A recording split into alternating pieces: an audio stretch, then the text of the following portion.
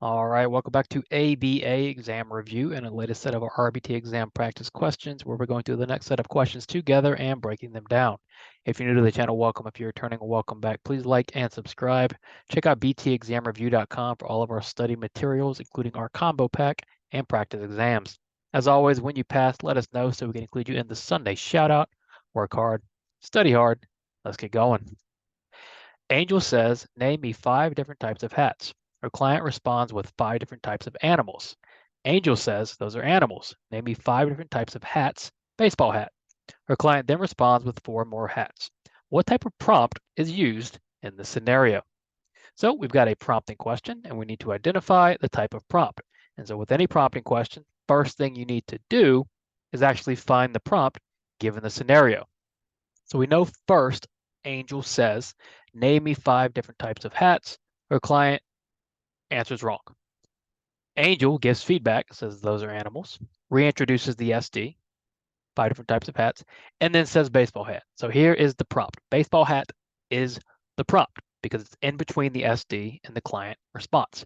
So what type of prompt is baseball hat? A gestural prompt.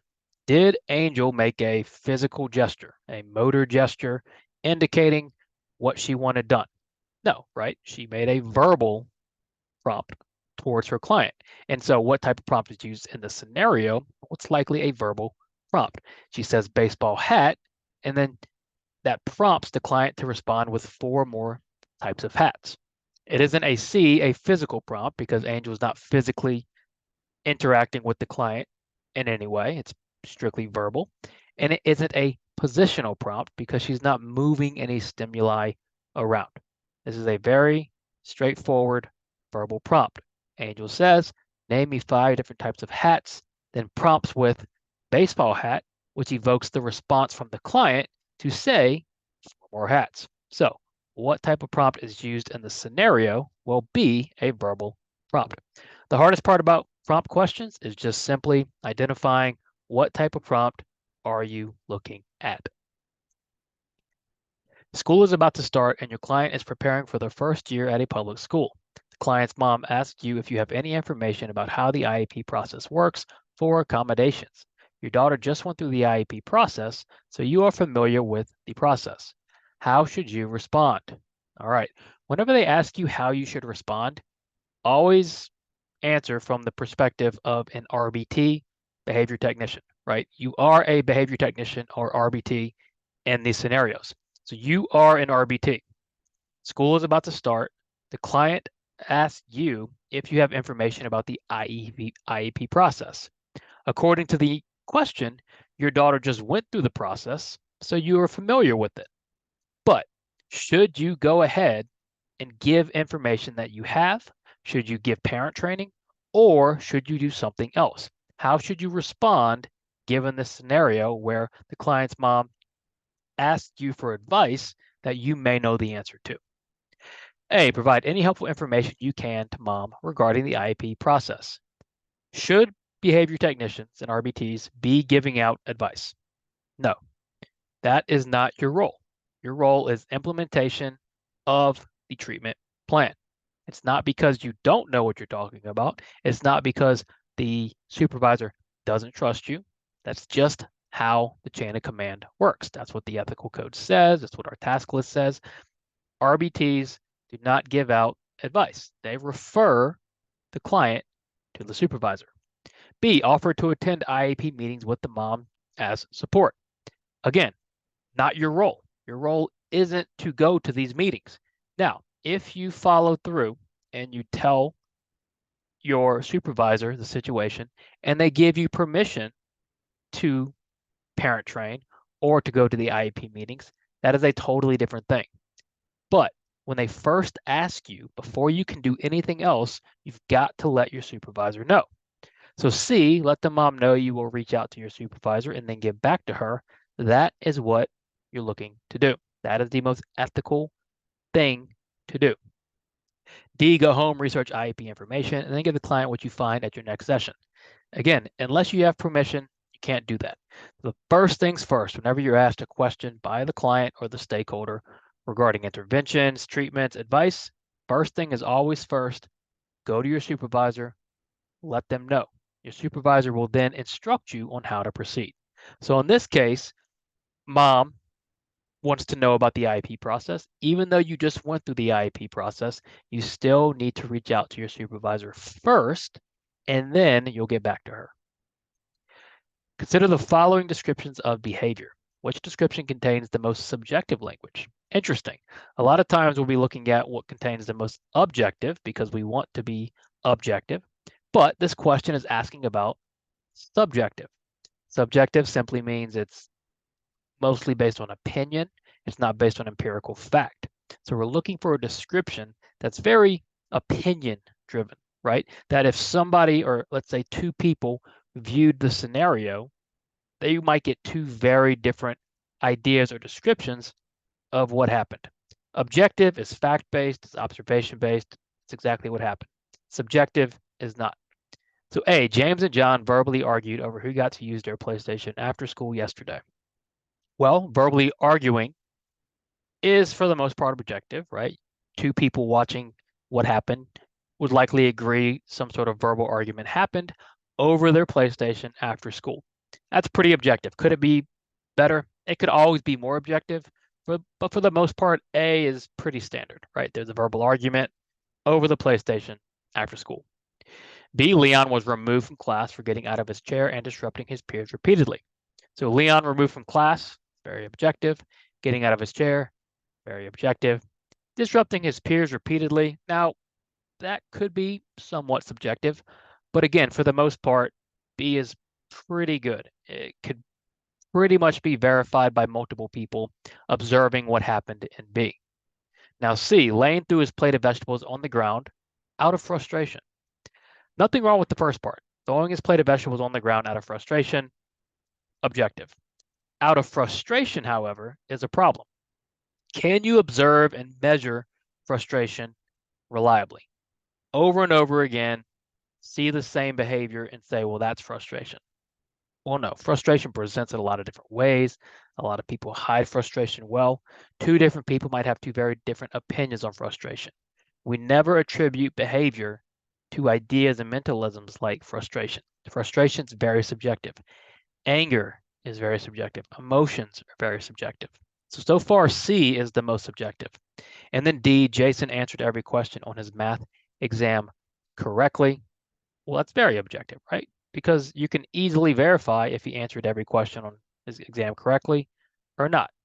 So the most subjective answer here is going to be C, simply because of this word, frustration. We want to avoid using words like frustration, which is very, very subjective and varies person to person. Whenever it is bedtime, Debbie's mom will say, "Are you ready for bed?" which leads to Debbie saying, "No, no," and running away from her mom. If Debbie's mom wants to intervene on this behavior, which of the following interventions would be most ethical to begin with? All right, whose behavior are we looking at? Well, we're looking at Debbie's mom and an intervention for the behavior. What is the behavior? Debbie saying, "No, no," and running away. The question is specifically asking, though, about the intervention that is most ethical to begin with. Meaning, we're looking at the first intervention Debbie's mom could try in the context of it being the most ethical to start with. So let's look at A, response cost procedure. A response cost is what type of intervention? A response cost is a punishment intervention. Do we prefer to start with punishment with our interventions? We do not. We are a reinforcement-driven practice. So ethically, we should always begin with reinforcement first, especially for a behavior like no, no, running away. It's not dangerous. It's not self-injury. It's not aggression. We should likely begin with some sort of reinforcement procedure. So B, a positive punishment procedure. For all the reasons we just talked about, we don't want to start with punishment. Same with C, timeout. A, B, and C, all empirical interventions, all effective, all potential interventions, but we're talking about the intervention we want to start with. That's going to be the most ethical to start with. And when you're picking the most ethical intervention to begin with, you always try to begin with a reinforcement-based intervention. So D is going to be our best answer. And D, differential reinforcement, contains extinction as well, but extinction and punishment are not the same thing, two different things. So the most ethical procedure is going to be D because it's a reinforcement-based intervention. We always want to begin with reinforcement if possible. You've been working with the client for 4 months on functional communication training. The client has learned to ask you for water and snacks when they are thirsty or hungry. They are consistently engaging in these target behaviors. Prior to mastery, what should you check for? All right, so we're on the cusp of mastery. That's great. We're about to master this behavior, and the behavior is asking you for water and snacks, and they're doing it. They're engaging in target behaviors constantly. But before you can master it, what do we need to check for? What is arguably the most important thing we need to think about when we teach a skill? That is generalization. If our skills that we're teaching are not generalizing, that is a big problem. Generalization is everything. Think about it. If you've been working on this client for 4 months on functional communication, and they're able to ask you for water and snacks, but they're still not asking mom for water and snacks, they're not asking dad, they're not asking teacher, what have you really accomplished? Because you're not there except during therapy. So all these other times where they should be engaging in functional communication training or functional communication, they're not. So before we ever master anything, we have to check for generalization. So A, maintenance. Well, maintenance is going to come after mastery, right? Because after mastery, we're going to stop teaching. And maintenance is when we check to see that the skill is still there, even though we're not teaching it anymore. Before we do that, though, before we master it, we have to check for generalization. See regression. Regression, again, is not a technical term we use, so we're not going to describe or look for quote-unquote regression and then D, none of the above. Well, no, because we're looking for generalization before we master something. We always have to generalize these skills. Following a task analysis, Marty was taught how to rinse his dish and put it directly into the dishwasher after he was done eating. Today, his mom decided to start the dishwasher, which prevented Marty from putting his dish directly into the dishwasher and forced Marty into a different response. What type of chain intervention does this most resemble? All right, long question, but we're not going to panic. We're just going to understand what the question is saying. You could even hear me. I stumbled a little bit reading it. Happens to me, right? I read long questions and I start to stumble. I don't panic. I just make sure I know what the question is asking. So first, what are we looking for? We're looking for the type of chain intervention that this resembles. So some sort of chaining intervention. And we know that Marty was taught how to rinse his dish and put it into the dishwasher. But today, his mom started the dishwasher, which prevented Marty from putting his dish into the dishwasher. So Marty had to engage in a different response.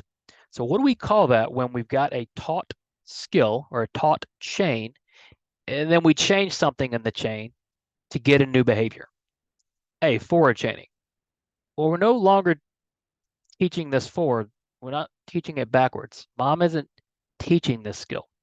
All she's done is altered the chain to force Marty into a different response.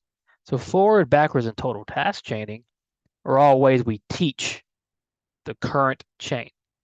When we do a task analysis, we break down the skill and we pick steps, and that's what we teach using forward, backwards, and total task. Once the client has all but mastered it or is really close, then we can use what we call a behavior chain interruption strategy, which the mom is doing, to force the client to engage in a different response.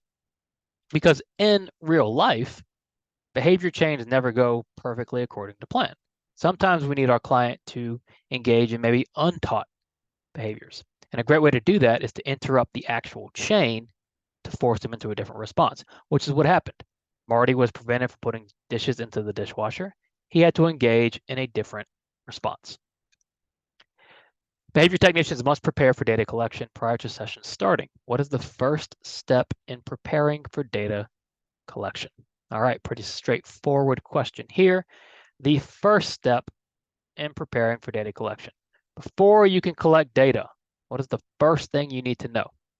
A, identifying and understand the behavior goals. Well, before we have goals, what do we need? Well, for goals, we need a target behavior. You got to know, what's my behavior? What am I measuring? What am I collecting data on? Following the target behavior, we're going to have goals. We're going to have the measurement system. And we're going to have the reinforcement system. But the first thing always starts with the target behavior.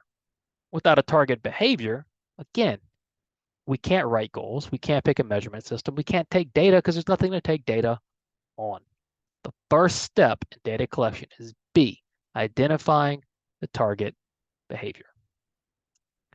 Thank you so much for watching. Check out btexamreview.com for all of our study materials. Please like and subscribe. When you pass your exam, let us know so we can include you in the Sunday shout out. Work hard, study hard. See you soon.